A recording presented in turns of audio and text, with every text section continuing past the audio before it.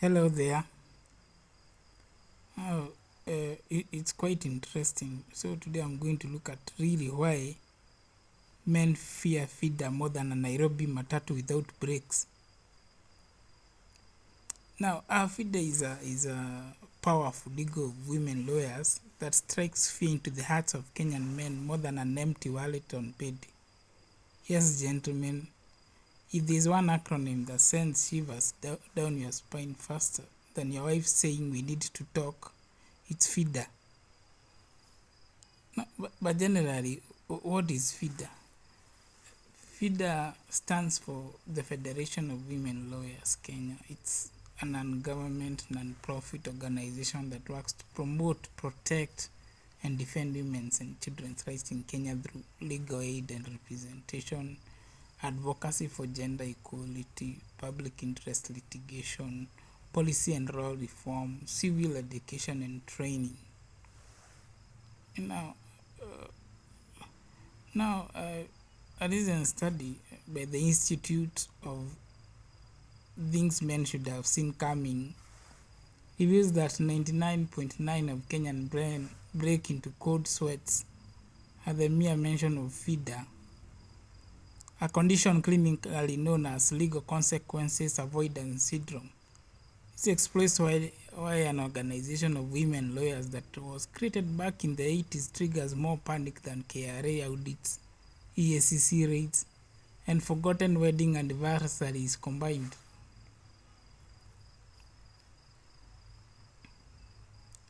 No, the League of Women Lawyers that hounds men WhatsApp group generally, barbershops and men WhatsApp prayer chains actually, were created back in the 1980s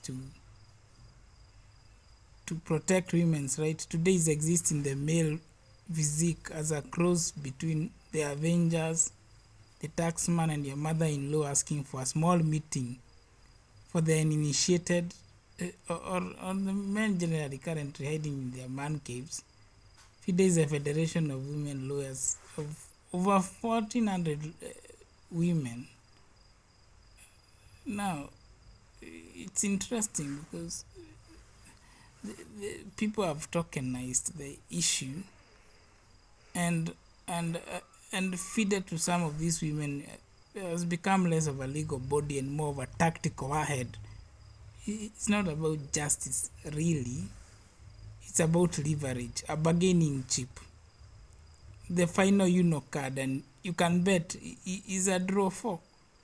Sometimes it's an extortion leverage they have turned into a negotiation tactic. Like, well, pay me 50K privately, or I take you to court for 100K. It is the I'd rather be audited by a carrier. At least it has financial plan for paying, but not this one that will put me in my financial deathbed. So at least KRA gives you a payment plan.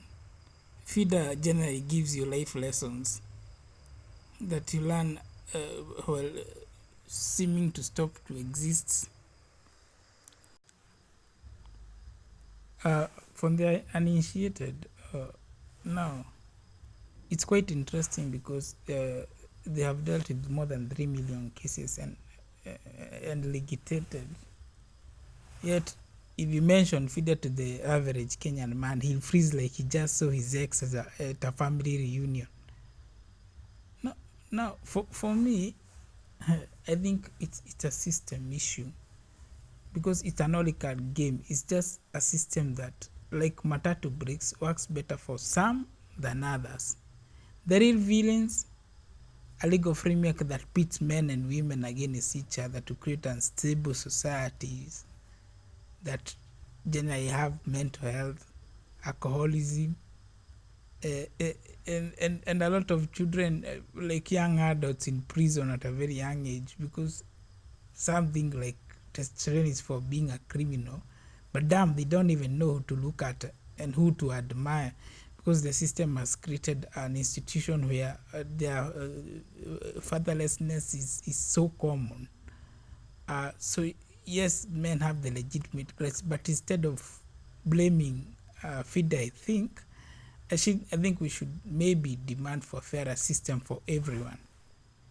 Now picture this: you back in 2015, you dated this woman, and it didn't work out. Fast forward to 2024, and boom, FIDA serves you papers demanding 9 years of backdated child support. Like, really? No warning. Hey, remember me? Text just a quote and a bank statement, and now that looks like a tragic novel. The system assumes you have been hiding in the bushes, dodging responsibility, when in reality you didn't even know you were dad. Now, what matters? Okay, now to my point, like we should keep the child